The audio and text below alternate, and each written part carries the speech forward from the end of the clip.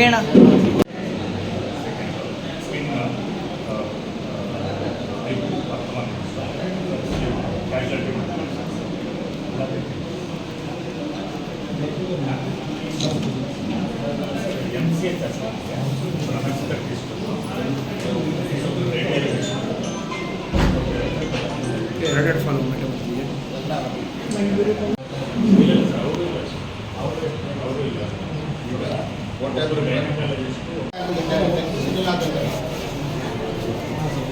Sir ಯಾರೂ ಇಲ್ಲ ಪ್ರಸ್ತುತಿಯಲ್ಲಿ.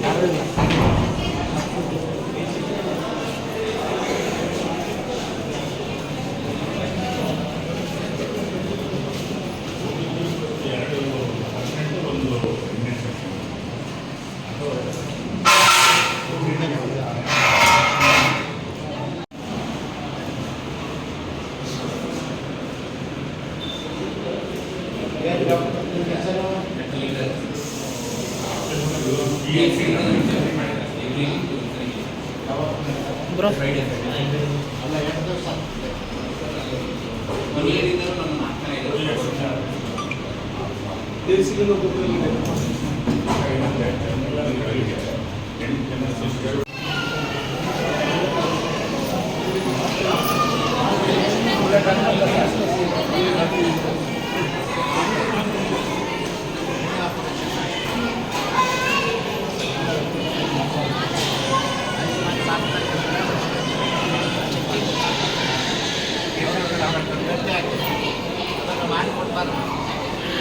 ಮೋದಿ ಅವ್ರ ಸರ್ಕಾರ ಆಯುಷ್ಮಾನ್ ಭಾರತ್ ಒಳಗೆ ಖರ್ಚು ವೆಚ್ಚ ಕೊಡ್ತಾರೆ.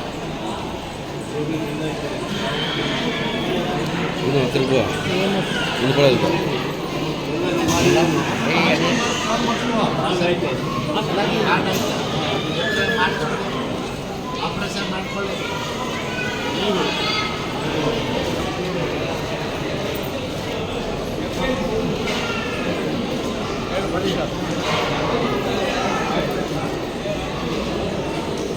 ಆಯುಷ್ಮಾನ್ ಭಾರತ್ ಕಾರ್ಡ್.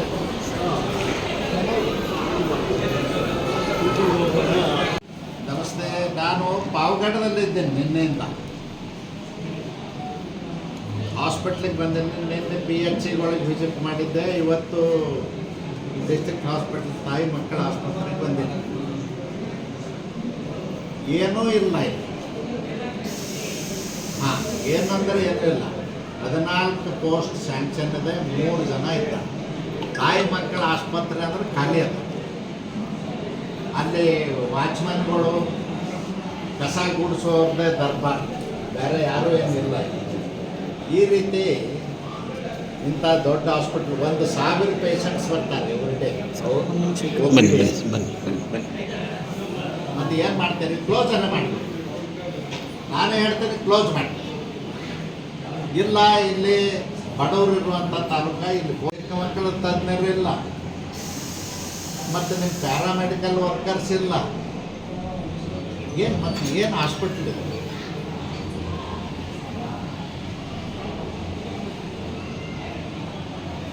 ಇಲ್ಲ, ದಯವಿಟ್ಟು ಒಂದು ಕೆಲಸ ಮಾಡಿ. ನೀವು ಯಾವತ್ತಾದರೂ ನೀವು ಒಂದು ವಾರದಲ್ಲಿ ಆಗಲೋ 10 ದಿವಸದಲ್ಲಿ ಆಗಲೋ ಒಂದು ಮೀಟಿಂಗ್ ಫಿಕ್ಸ್ ಮಾಡಿ. ಪಾವಗಡ ಆಸ್ಪತ್ರೆಗೆ ಒಂದು ಮೀಟಿಂಗ್ ತಾವೇ ಫಿಕ್ಸ್ ಮಾಡಿ. ನಾನು ಬರ್ತೇನೆ, ನನಗೂ ನೋಟಿಸ್ ಕಳಿಸ್ಕೊಡಿ. ನಾನು ಬರ್ತೇನೆ, ಮೀಟಿಂಗ್ ಫಿಕ್ಸ್ ಮಾಡಿ.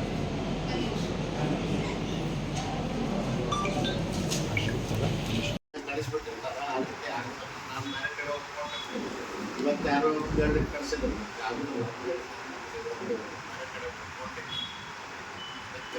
ಪ್ರೋಟೋಕಾಲ್ ಪ್ರಕಾರ ಯಾರು ಇರ್ತಾರ, ಯಾರು ಹೋಗ್ತಾರ ಮತ್ತೊಂದಲ್ಲ.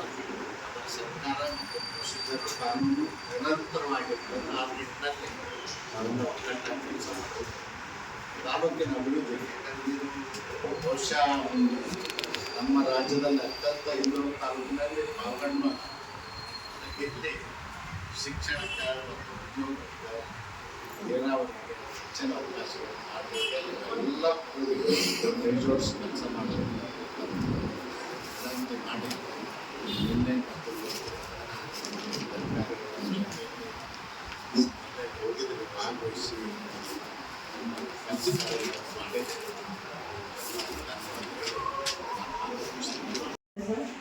ಸರ್ಕಲ್ಗೆ ಒಟ್ಟು 6 ಜನ ಮಾತ್ರ ಇದ್ದಾರೆ ಸರ್. 4 ಜನ ಮಾತ್ರ ಸೂಪರ್ವೈಸರ್ಸ್ ಇದ್ದಾರೆ. 13 ಸರ್ಕಲ್ಗೆ ಸರ್ 4 ಜನ ಸೂಪರ್ವೈಸರ್ಸ್ ಇದ್ದಾರೆ. ಒಬ್ಬ CDPO ಮತ್ತು ಒಬ್ಬ FDS ಇಷ್ಟೇ ಸ್ಟಾಫು. ಮತ್ತೊಂದು ಖಾಲಿ ಹುದ್ದೆಗಳು ಇದೆ ಸರ್. ಅದೇ ರೀತಿ ಅಂಗನವಾಡಿ ಸಹಾಯಕಿಯ ಒಂದು ಕಾರ್ಯಕರ್ತೆಯರು 336 ಅಂಗನವಾಡಿ ಕಾರ್ಯಕರ್ತೆಯರ ಹುದ್ದೆಗೆ 121 ಫೀಲ್ಡ್ ಇದೆ ಸರ್. ಇನ್ನು 15 ಖಾಲಿ ಇದೆ. ನೆಕ್ಸ್ಟ್ 126 ಸಹಾಯಕಿಯರಿಗೆ 287 ಫೀಲ್ಡ್ ಇದೆ ಸರ್. 39 ಖಾಲಿ ಹುದ್ದೆಗಳಿದೆ ಸರ್. ಈಗ 20 ಅಂಗನವಾಡಿ ಕೇಂದ್ರಗಳಲ್ಲಿ ಕುಡಿಯುವ ನೀರೇ ಇಲ್ಲತ್ತಲ್ಲ ಸರ್. ಈಗ ಎಲ್ಲ ಕೇಂದ್ರಗಳಿಗೂ ಜೆಜೆಎಸ್ನಿಂದ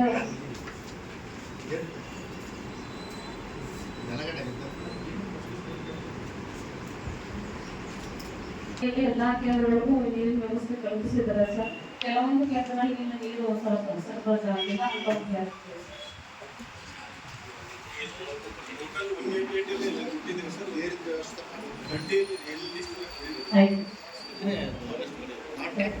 ಸರಿ. ಈ ಸೋಲಾರ್ದವ್ರಿಗೆ ಖರೀದಿ ಆಗುತ್ತೆ. ಹೌದು ಎಲ್ಲ ಕಡೆ ಇದೆ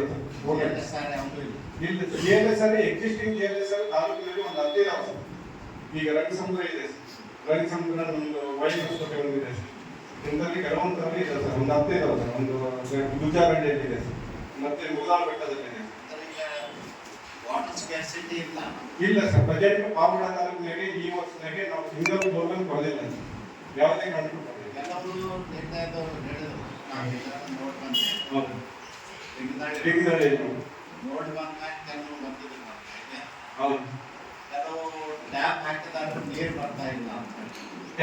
ಆನ್ಗೋಯಿಂಗ್ ವರ್ಕ್ಗಳು ಹೇಳಿ ಸರ್. ಪ್ರೆಸೆಂಟ್ ನಾವು ಹೊರಗ ಚಾಲನೆ ಮಾಡಿದ್ದು ಯಾವುದೇ ಕಾರಣಕ್ಕೂ ನಿಂತಿಲ್ಲ. ಹೊರಗ ಚಾಲನೆ ಮಾಡಲಾರದೆ ಕೆಲವೊಂದು ಸ್ಕೀಮ್ ನಾವು ಹ್ಯಾಂಡ್ ಓವರ್ ಮಾಡಿಲ್ಲ ಸರ್. ಅಂಥವು ಟ್ಯಾಪ್ ಹಾಕಿರಲ್ಲ. ಆಲ್ಮೋಸ್ಟ್ ಅಲ್ಲ ನಾವು ಹೊರಗ 136 ಸರ್ಕಾರ ಮಾಡಿದ್ದೆ ಸರ್. 136 ಇದ್ರೆ ನಮ್ಮ ತುಂಗಭದ್ರಾ ನೀರು ಹೋಗ್ತಾ ಇದೆ ಸರ್, ಬೋರ್ವೆಲ್ ನೀರು ಹೋಗ್ತಾ ಇದೆ ಸರ್. ಇವ್ರು ನಮ್ಮ ಗೇಟ್ ಕ್ವಾಲಿಟಿ ಇದೆ. ಈಗ ಪೈಪ್ಲೈನ್ ಹಾಕುವಂದಾಗ ಕಾಂಕ್ರೀಟ್ ರಸ್ತೆ ಅಸ್ಫಾಲ್ಟ್ ರಸ್ತೆ ಕಟ್ ಮಾಡಿದ್ರು ಹೌದು. ಮಷಿನ್ ಕಟ್ ಮಾಡ್ಬೇಕು. ಮಷಿನ್ JCB ತಂದು ಹಾಕಿದ ಇಲ್ಲ ಸರ್. ಮಷಿನ್ ಹಾಕಿದ್ದು ನೋಡಿದ್ರೆ ಗೊತ್ತಾಗ್ತದೆ.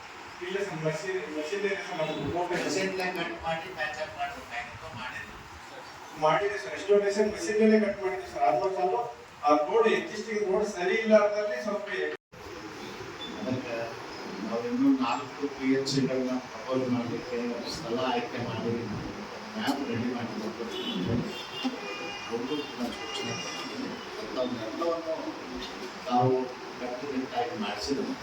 ನೀವು ನನಗೆ ಬಂದಂತ ನಿಮ್ಮ ಇಲಾಖೆಯೊಳಗೆ ಆಗ್ತದ ಮಾಡಿಸ್ಕೊಡ್ಬೇಕು.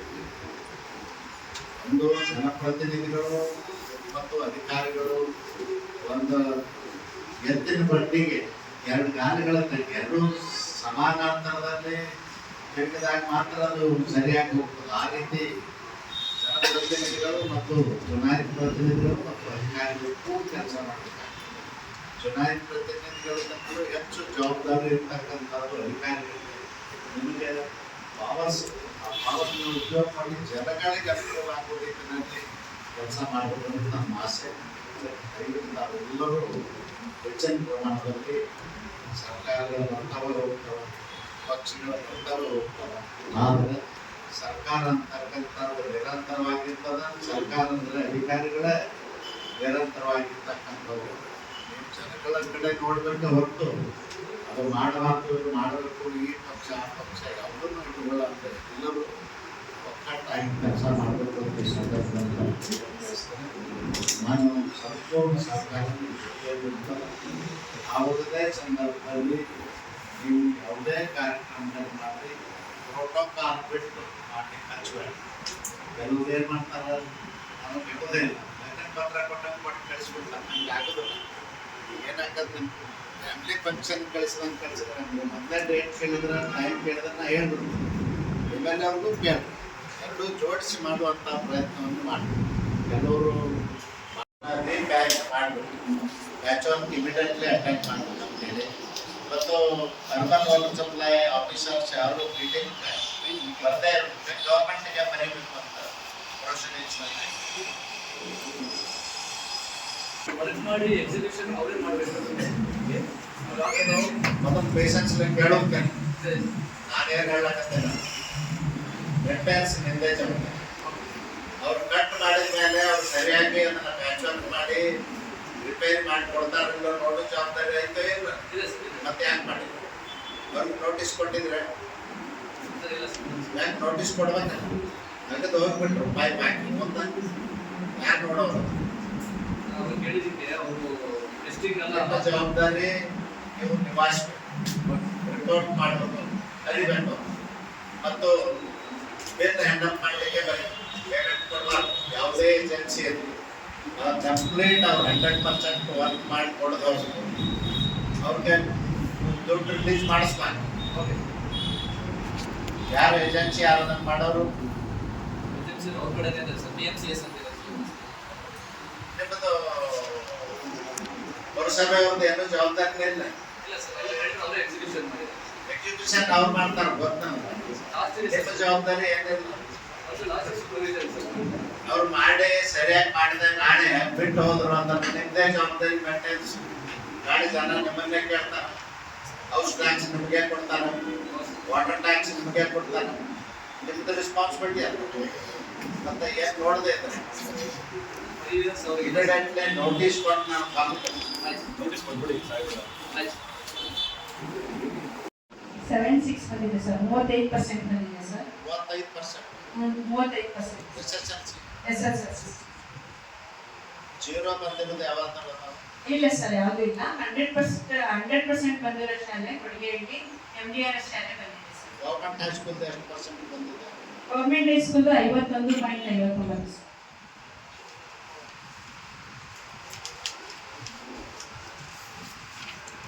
ಇಂಪ್ರೂವ್ ಮಾಡಬೇಕು. ಗೌರ್ಮೆಂಟ್ ಇದರಲ್ಲಿ ಕೌನ್ಸಿಲಿಂಗ್ ನಾನೇ ಹೋಗಿದ್ದೆ ಸರ್. ಕೌನ್ಸಿಲಿಂಗ್ ಆಯಿತು. ಅಲ್ಲ, ಅಲ್ಲಿ ಪಾವಗಡನೆ ಯಾರು ಕಾಣಲ್ಲ ಸರ್. 60 ಹುದ್ದೆಗಳು ನಮಗೆ ಮಂಜೂರಾಯಿತು. 58 ತಗೊಂಡ್ರು ಸರ್. ಅದರಲ್ಲಿ ಇಬ್ರು ತಗೊಳ್ಳೇ ಇಲ್ಲ ಪಾವಗಡ ಅಂತನ. 55 ಜನ ಮಾತ್ರ ರಿಪೋರ್ಟ್ ಆದ್ರು ಸರ್. ಇನ್ನ 3 ಜನ ರಿಪೋರ್ಟ್ ಆಗಿಲ್ಲ. ಇನ್ನು ಇಲ್ಲಿಂದ ಹೊರಗಡೆ ಗೌರ್ಮೆಂಟ್ ಲೆವೆಲ್ ಇಂದ ಡೆಪ್ಯುಟೇಷನ್ ಹೋಗ್ತಾರೆ ಸರ್. ಇದು ಒಂದು ತುಂಬಾ ಪ್ರಾಬ್ಲಮ್ ಆಗ್ತಿದೆ ಸರ್. ಡೆಪ್ಯುಟೇಷನ್ ಎಷ್ಟು ಹೋಗಿದ್ದಾರೆ? ಗೌರ್ಮೆಂಟ್ ಡೆಪ್ಯುಟೇಷನ್ ಗೌರ್ಮೆಂಟ್ ಲೆವೆಲ್ ಇಂದ ಆದೇಶ ಮಾಡಿಸ್ಕೊಳ್ತಾರೆ ಸರ್. ಪ್ರೈಮರಿ ಸ್ಕೂಲ್ ಟೀಚರ್ಸ್ ಅದು STMC ಈಗ ಗೌರ್ಮೆಂಟ್ ಲೆವೆಲ್ ಇಂದ ಬರುತ್ತೆ ಸರ್. DDP ನಮಗೆ ಕೊಡ್ತಾರೆ, ನಾವು HM ಕೊಡ್ತೀವಿ. HM ರಿವ್ಯೂ ಮಾಡಬೇಕು. ಅಲ್ಲಿ STMC ಅನುಮೋದನೆ ಪಡ್ಕೊಂಡು ಮಾಡಬೇಕು. ಅದಕ್ಕೆ ವೆಂಕಟಾಪುರದಲ್ಲಿ ಮಾತ್ರ ರಿವ್ಯೂ ಮಾಡಲಿಲ್ಲ ಸರ್. ನಮ್ಮಲ್ಲಿ ಕೌನ್ಸಿಲಿಂಗ್ದಾಗ ತಗೊಂಡು ಹೊರಗಡೆ ಹೋಗ್ತಾರಲ್ಲ, ಅವ್ರಿಗೆ ರಿವ್ಯೂ ಮಾಡಬಾರ್ದು. ಯಾಕೆ ರಿವ್ಯೂ ಮಾಡ್ತೀರಿ? ನೀವು ಸರ್. ಸಬ್ಸ್ಟಿಟ್ಯೂಟ್ ಕೂಡ ಅಂತ ಕೇಳಬೇಕು. ಸರ್, ಈಗ DDP ಯಾವುದನ್ನ ಕಂಟ್ರೋಲ್ ಮಾಡಬೇಕು ಸರ್. ನಮಗೆ DDP ಇರಲಿ, BO ಇರಲಿ, ಯಾರೇ ಇರಲಿ, ನಿಮ್ಮ ಜವಾಬ್ದಾರಿ ಅಲ್ಲ. ನಮ್ಗೆ ಸಬ್ಸ್ಟಿಟ್ಯೂಟ್ ಬರ್ತಂತ ನಾವು ರಿವ್ಯೂ ಮಾಡೋಕ್ಕೆ ಆಗೋದಿಲ್ಲ ಅಂತ ಹೇಳಿ ಗೌರ್ಮೆಂಟ್ ಆದೇಶ ಅಂತ ನಾವು ಗೌರ್ಮೆಂಟ್ ಆದೇಶ ಇದ್ರೂ ಮಾಡೋದು ನಮ್ಗೆ ಯಾಕೆ ಮಾಡ್ತೀವಿ? ಗೌರ್ಮೆಂಟ್ ಒಂದು ದಡ್ಡ ಸಂಬಳ ಇಲ್ಲಿ ತಗೊಂಡು ಅವ್ರ ಮನೆ ಮುಂದೆ ಬೇರೆ ಡಿಸ್ಟ್ರಿಕ್ಟಿಗೆ ಹೋಗ್ತಾರೆ ಸರ್. ಸಂಬಳ ಇಲ್ಲಿ ಸರ್ಕಾರದಲ್ಲಿ ತಗೊಂಡು ಅವ್ರ ಮನ್ಯಾಗ ಹೋಗಿ ನೌಕರಿ ಮಾಡೋದಿದ್ರೆ ಅವ್ರು ರಾಜೀನಾಮೆ ಕೊಟ್ಟು ಹೋಗತ್ತೇಳಿ ಡೈರೆಕ್ಷನ್ ಕೊಡಂತ ಹೇಳಿ ಗೌರ್ಮೆಂಟಿಗೆ ಲೆಟ್ರ್ ಬರಬೇಕು. ಕಾರವಾಗಿ ಗೌರ್ಮೆಂಟಿಗೆ ಬರಬೇಕು. ಈ ಥರ ಆದಾಗ ಶಿಕ್ಷಕರನ್ನ ಪುನಃ ಹೊಂದಾಣಿಕೆ ಮಾಡಬೇಕು ಸರ್.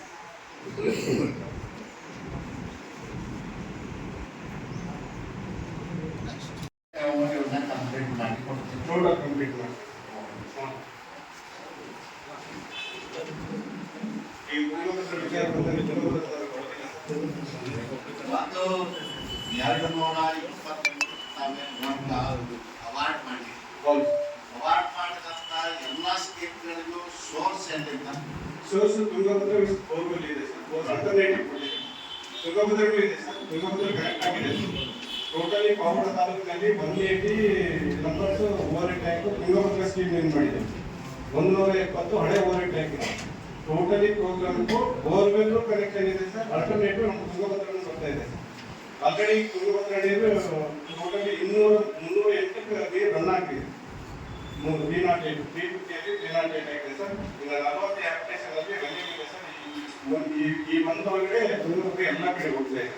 223 ಸ್ಕೀಮ್ಗಳಿಗೂ ಸರ್ಫೇಸ್ ವಾಟರ್ ಕೊಡ್ತಾರೆ. ಹೌದು, surface water surface source Tungabhadra. Tungabhadra alternative ಇದೆ ಸರ್. ಒಂದು ವೇಳೆ ಯಾರಾದ್ರೂ ಸ್ವಲ್ಪ ಹೆಚ್ಚು ಕಮ್ಮಿ ಆದ ದಿಕ್ಕರಿಗೆ ನಾವು ಎರಡು ಒಂದು ಔಟ್ಸೈಡ್ ಒಂದು ಪಟ್ಟಿಸೋರೆ ಇನ್ಸೈಡ್ ಒಂದಿದೆ ಸರ್. ಅದು ನಾಳೆ ಹೆಚ್ಚು ಕಮ್ಮಿ ಏನಾದ್ರೆ ಅಲ್ಲಿಂದ ಕೊಡ್ತಾ ಇದ್ದೀವಿ. ಈಗ ಅಲ್ಲಿಂದ ಬರ್ತಾ ಇದೆ ಸರ್ ತುಂಗಭದ್ರಾ. ಎಷ್ಟು ಲೀಟರ್ ಕೊಡ್ತೇನೆ? ಟೋಟಲ್ 85 ಲೀಟರ್ ಕೊಡ್ತೀವಿ ಸರ್. 85. ಹೌದು. ತುಂಗಭದ್ರಾ ಎಷ್ಟು ಕೊಡ್ತೀರಿ? 15 ಸರ್. 85 ನಮ್ಮ ಪ್ರಾಜೆಕ್ಟ್ ಇನ್ವಾಲ್ವ್ ಮಾಡಿದ್ದೀವಿ. ಹೌದು ವಿಲೇಜ್ ಅಲ್ಲಿ ಸರ್. ನಾನು ಹೇಳ್ತಾ ಅರ್ಬನ್ ಲೋಕಲ್ ನಾವು ಕೊಡ್ತಾ ಇದ್ದೀವಿ. ಅರ್ಬನ್ ಕೊಡ್ತಾ ಇದ್ದೀವಿ. ನನ್ನ ಈಗ 220 ಅರ್ಬನ್ ಅಲ್ಲ. ಇಲ್ಲ ಇಲ್ಲ 224 ವಿಲೇಜ್. ವಿಲೇಜ್ ಇದು ಟೌನ್ ಇಂದ ಮುನ್ಸಿಪಾಲಿಟಿ. ಯಾವುದಕ್ಕೂ ಮುನ್ಸಿಪಾಲಿಟಿ. ಹೌದು ಸರ್. ಅಲ್ಲಿಂದ ನಾವು ನೀರು ಕೊಡ್ತಾ ಇದ್ದೀವಿ. 5 ಕಿಲೋಮೀಟರ್ ನೀರು ಡಂಪ್ ಮಾಡ್ತಾ ಇದ್ದೀವಿ. ಲೊಕೇಶನ್ ಹೇಳ್ತಾರೆ ಆ ಲೊಕೇಶನ್ ನೀರು ಮತ್ತು ಇನ್ನೊಂದು ತುಂಗಭದ್ರಾ ಪ್ರಾಜೆಕ್ಟ್ ಕಂಪ್ಲೀಟ್ ಆಗಿಲ್ಲ ಸರ್. ನಮ್ಮ ಹ್ಯಾಂಡ್ ಓವರ್ ಮಾಡಿದ್ರೆ ನಮ್ಮ ಪಾವಗಡ ತಾಲೂಕಿನಲ್ಲಿ 98% ಕಂಪ್ಲೀಟ್ ಆಗಿದೆ.